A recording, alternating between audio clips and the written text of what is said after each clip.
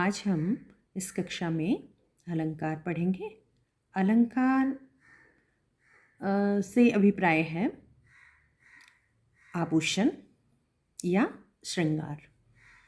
तो जिस प्रकार से स्त्री अपने शरीर की या अपने आप की सुंदरता बढ़ाने के लिए हार, कानों में कुंडल और गले में, हाथों में जिस प्रकार से गहने पहनती है, तो वह अपनी सुंदरता को और अधिक बढ़ाने के लिए जिनका प्रयोग करते हैं तो उनको आभूषण कहा जाता है। लेकिन इसी तरह से हमारे साहित्य की जो काव्य शरीर है उसकी शोभा बढ़ाने के लिए उसकी सुंदरता को और अधिक बढ़ाने के लिए जिन का प्रयोग किया जाता है उन्हें अलंकार कहते हैं। तो देखिए, अलंकार का अर्थ होता है आभूषण या श्रृंगार। अलंकार शब्द अलम एवं कार के योग से निर्मित हुआ है, यानी कि इनके योग से बना है, जिसका अर्थ है आभूषण या विभूषित करने वाला, यानी कि जो सुंदरता को बढ़ाता है। तो अलंकार का अर्थ हम ये भी कह सकते हैं कि आभूषण या श्रृंगार कहा जाएगा। काव्य के आभूषण अर्थात सौंदर्यवर्धक गुण अलंकार कहलाते हैं। अलंकार स्वयं सौंदर्य नहीं होते, वे काव्य के सौंदर्य को बढ़ाने वाले सहायक तत्व होते हैं। अलंकारों के योग से काव्य मनोहारी जाता है, यानी कि मन को भा जाता है, यानी कि मन को अत्यधिक अच्छा लगता है। उसके बाद है साहित्य के अंतर्गत काव्य शरीर अर्थात भाषा को शब्द एवं अर्थ से सुंदर बनाने वाले चमत्कार पूर्ण ढंग को अलंकार कहते हैं। उसके बाद है काव्य का सौंदर्य मूलक गुण अलंकार है, यानी कि सौंदर्य को बढ़ाने वाला जो गुण है वो अलंकार है। ये सहायक तत्व हैं जो काव्य की शोभा बढ़ाते हैं। अलंकारों के प्रयोग से काव्य चमत्कारिक हो जाता है, यानी कि उसमें चार चांद लग जाते हैं और अधिक अच्छा लगने लगता है। तो अब पढ़ेंगे हम अलंकार के भेद। अलंकार के भेद कौन कौन से हैं? तो सबसे पहले आएगा शब्दालंकार, फिर है अर्थालंकार, फिर शब्दालंकार के हैं शब्दों में चमत्कार, फिर उसके भेद हैं शब्दालंकार के जो अलंकार हैं वो हैं अनुप्रास, यमक और श्लेष। ये शब्दालंकार में आते हैं, तीन अलंकार अनुप्रास, यमक और श्लेष। अर्थालंकार में आते हैं जो काव्य भाषा के अर्थ में चमत्कार उत्पन्न करते हैं। उसमें है अर्थालंकार में है उपमा अलंकार, रूपक अलंकार, उत्प्रेक्षा अलंकार, अतिशयोक्ति अलंकार और मानवीकरण अलंकार।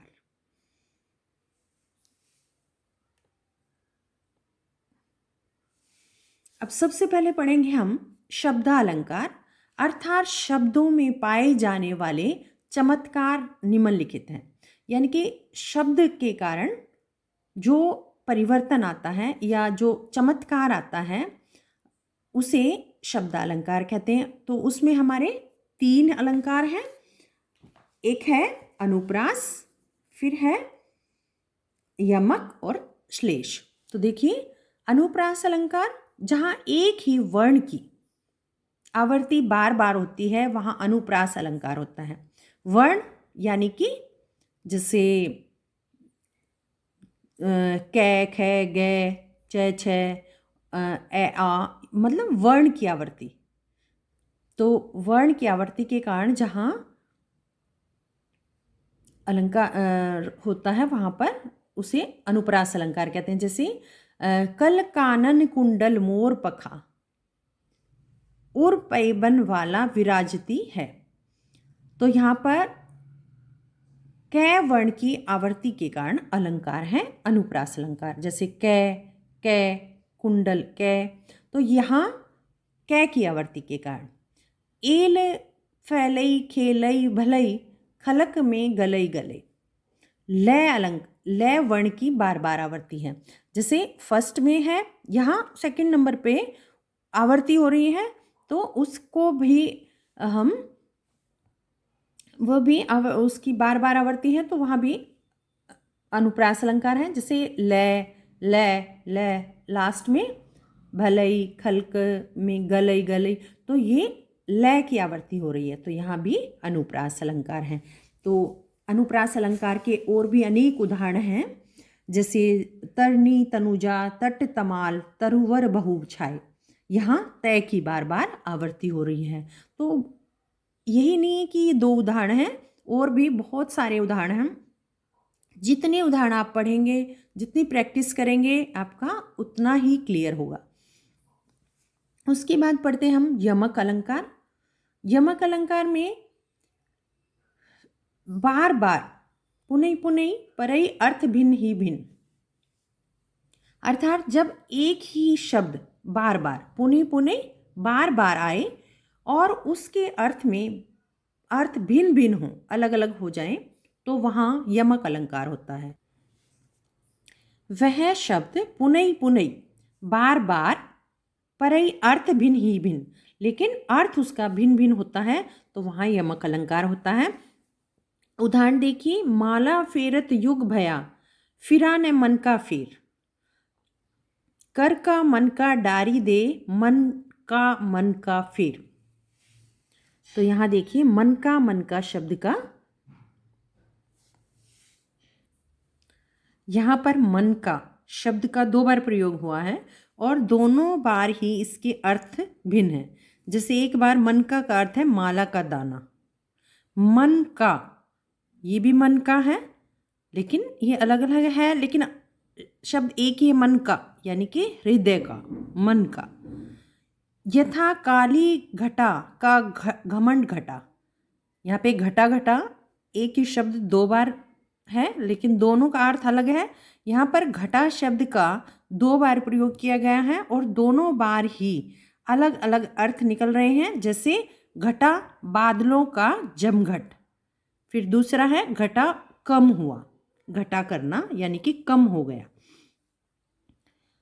उसके बाद नेक्स्ट है श्लेष अलंकार, जहाँ एक ही शब्द के एक से अधिक अर्थ निकलते हैं, वहाँ श्लेष अलंकार होता है। एक ही शब्द है लेकिन उसके अलग अलग अर्थ निकलते हैं, वहाँ श्लेष अलंकार है। तो यहाँ कलियाँ मधुवन की छाती को देखो सूखी कितनी इसकी कलियाँ। यह कलियाँ शब्द एक ही बार प्रयुक्त होकर भिन्न भिन्न अर्थ दे रहा है। जैसे कलियाँ खिलने से पूर्व पहले की फूल की दशा, यानी कि कलियाँ जब फूल जब खिलता है उससे पहले जो वो उस फूल का जो रूप होता है उसे कली कहेंगे, और यौवन पूर्व की अवस्था और यौवन से पूर्व की जो अवस्था होती है उसको भी कली कहेंगे। यथा मंगन को देख पट देत बार बार। यहाँ पर पट शब्द एक बार प्रयुक्त होकर भिन्न भिन्न अर्थ दे रहा है। जैसे पट, पट का अर्थ होता है वस्त्र और पट का अर्थ होता है किवाड़। तो एक ही शब्द है लेकिन उसके अर्थ 2 हैं, अलग अलग, वस्त्र और किवाड़। तो ये थे हमारे शब्दालंकार। तो शब्दालंकार हमारे कौन कौन से हैं? सबसे पहले है अनुप्रास अलंकार, यमक अलंकार और श्लेष अलंकार। जहाँ शब्दों के कारण अलंकार होता है वहाँ शब्दालंकार है। तो हमने ये तीनों पढ़े हैं, बिल्कुल इजी हैं, मुश्किल नहीं है। तो आपको इनके और भी अनेक उदाहरण पढ़ने हैं, क्योंकि ये नहीं है कि पर्टिकुलर जो आपकी बुक में है यही उदाहरण आएगा या कोई भी है, तो और भी उदाहरण आएंगे। मैं आपके लिए और बहुत सारे उदाहरण सेंड करूँगी, उनके आंसर भी दिए हुए हैं, तो आपको उनकी प्रैक्टिस करनी है अच्छी तरीके से। और दूसरा आपकी बुक है जो नवयुग हिंदी व्याकरण तथा रचना जो बुक है व्याकरण की, उसमें से भी आप बहुत सारे एग्जाम्पल दिए गए हैं शब्दालंकार और अर्थालंकार के, तो उसमें भी अनेक उदाहरण हैं, उनकी भी आपको प्रैक्टिस करनी है। जो एग्ज़ाम में लास्ट प्रीवियस एग्जाम्स में आए हुए हैं उनको भी पढ़ना है, और जितने उदाहरण हैं उनकी प्रैक्टिस करनी है। जो नहीं आता वो आप मुझसे पूछ सकते हो। तो अब देखिए अर्थालंकार। अर्थालंकार में क्या है? अर्थालंकार अर्थात अर्थों में पाए जाने वाले चमत्कार, यानी कि अर्थों के कारण जो चमत्कार उत्पन्न होता है वहाँ अर्थालंकार होता है। जैसा कि नाम से ही प्रतीत हो रहा है कि शब्दालंकार, शब्दों से परिवर्तन चमत्कार आता है, वहाँ शब्दालंकार, और जहाँ अर्थों से चमत्कार उत्पन्न हो रहा है वहाँ अर्थालंकार है। तो इसमें आने वाले हैं उपमा। उपमा का अर्थ है तुलना। हम पढ़ते हैं कि तुलना जहाँ की जाती है वहाँ उपमा अलंकार होता है। जहाँ उपमान से उपमे की साधारण धर्म क्रिया को कहा जाता है, को लेकर वाचक शब्द के द्वारा तुलना की जाती है, वहाँ उपमा अलंकार होता है। तो हम उपमान और उपमे पढ़ चुके हैं। उपमान और उपमे क्या है? उपमान में है जिससे तुलना की जाती है, और उपमे में जिसकी तुलना की जाती है।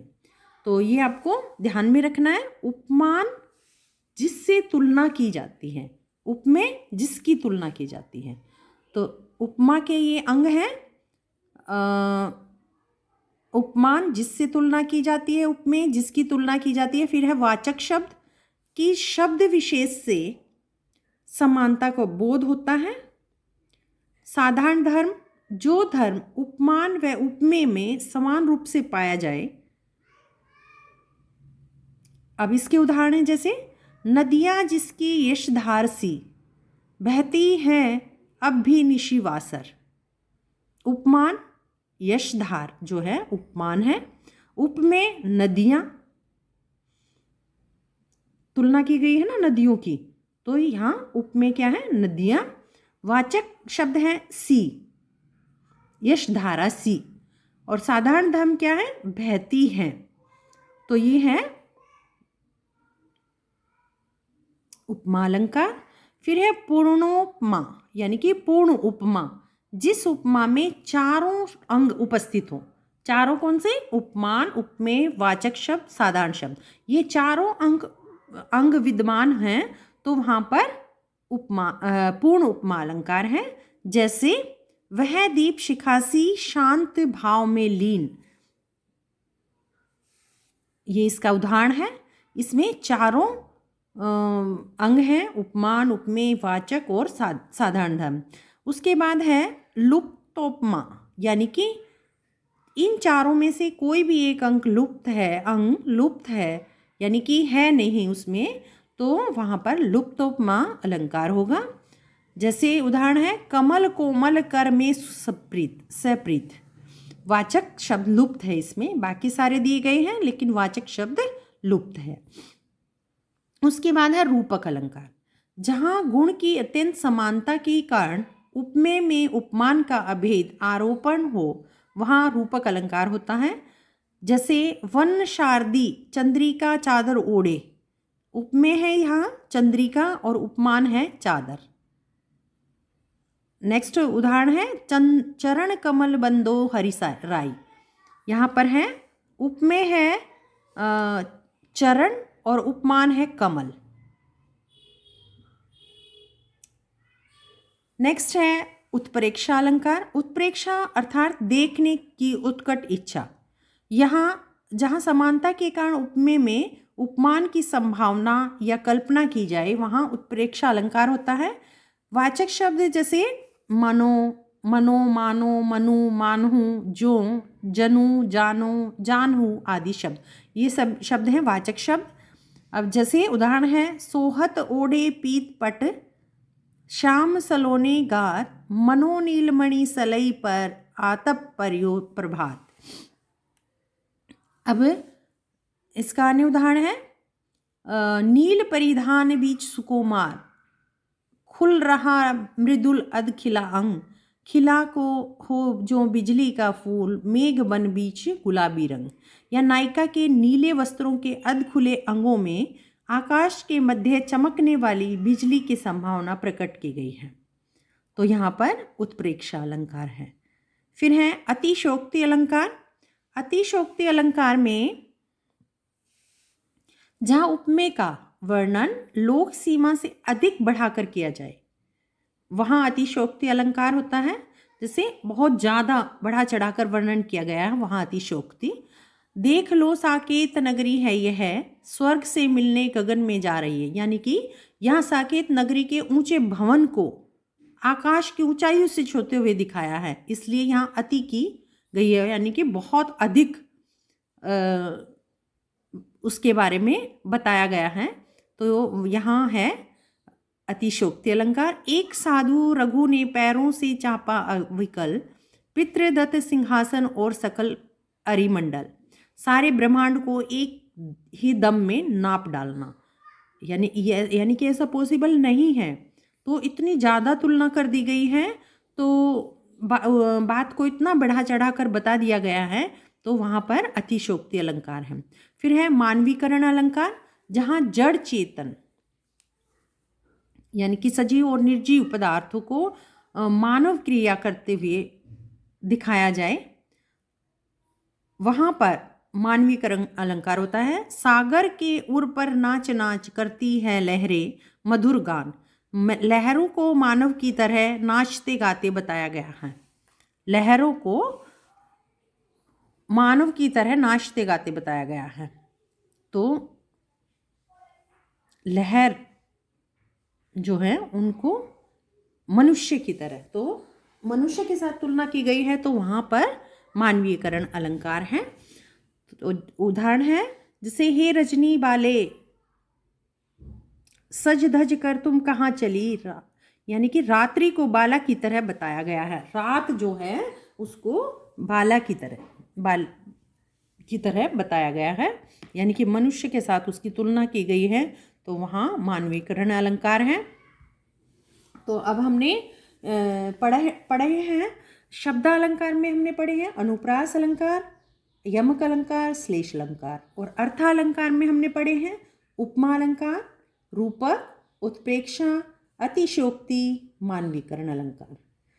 इन सभी को हमें ध्यान में रखना है, और ये बहुत ही अच्छा जो आपको अलंकार के बारे में बताया गया है, इसमें ये बहुत अच्छे नोट्स हैं, तो आप इनको अच्छी तरह से याद करें। फिर ये है आपकी जो अभ्यास की आपकी जो पाठ्य पुस्तक है, उसमें इन शब्दों के अलंकार जो हैं, इन में जैसे कबीर जी के दोहे हैं, वाक है, रसखान है, सवैये, उनमें जो भी अलंकारों का प्रयोग किया गया है, वो उस समय आपको अलंकार हमने नहीं पढ़े थे, तो वो उस समय हम नहीं बता सकते थे। अब ये आपके हर चैप्टर वाइज मैं ये भेज रही हूँ, तो इनको आप पढ़ना, तो आपको समझ में आएगा कि किस तरह से ये उन चैप्टर्स में अलंकार शब्दों का प्रयोग किया गया है। तो अब आपको वो समझ में आएंगे कि किस तरह के अलंकार उनमें प्रयोग किए गए हैं। तो देखो कबीर में मानसरोवर सुभर जल रूपक अलंकार किया गया है। तो पहले आपको सारे अलंकार उनकी परिभाषा अच्छी तरह से दिमाग में रखनी है, उसके बाद आप इनको एक साइड हाथ रखने के बाद इधर वाले आप पढ़ेंगे और इनको आप सोचेंगे और बताएंगे, फिर आप चेक करेंगे कि ये सही है या गलत। अगर आपको कोई भी अलंकार समझने में किसी तरह की कठिनाई है तो आप पूछना कि ये अलंकार किस तरह से हुआ, तो मैं आपको बता दूंगी। फिर ये वाक्य हैं रसकान, कैदी और कोकिला, चंद्र गहना की लोट से लौटती, जो आपके सिलेबस में चैप्टर्स हैं उनके आप पढ़ लेना इन सभी को। मेघ आए, यमराज की दिशा, बच्चे काम पर जा रहे हैं, जो भी हैं ये सभी के हैं ये चैप्टर्स वाइज। फिर हैं सारे अलंकार दिए हुए हैं इनके, और अन्य उदाहरण भी हैं। फिर ये इनका सॉल्यूशन भी दिया गया है साथ साथ में, ये सारे जो सीबीएसई के लास्ट प्रीवियस एग्ज़ाम्स में आए हुए हैं, तो ये सारे ये देखिए, और इन सभी के आपको आंसर भी दिए गए हैं। तो आप इनको पहले अच्छी तरह से पढ़ें और फिर रफ नोटबुक में इनको आंसर लिखें और फिर आप इनकी ये बैक साइड में ये सारे इनको आप चेक करें कि आपको अच्छी तरह से समझ आ गए या नहीं। तो जहाँ भी आपको कोई भी किसी तरह की दिक्कत आती है तो आप मुझसे पूछ सकते हैं, लेकिन बेटा अच्छी तरह से आपको प्रैक्टिस करनी है, क्योंकि 30 दिसंबर को आपका एग्ज़ाम है। तो अच्छी तरीके से आप इनको पढ़ के प्रैक्टिस करें। मुझे पूरी उम्मीद है आप सभी बच्चे अच्छी तरह से सीरियसली पढ़ना आपने शुरू कर दिया होगा।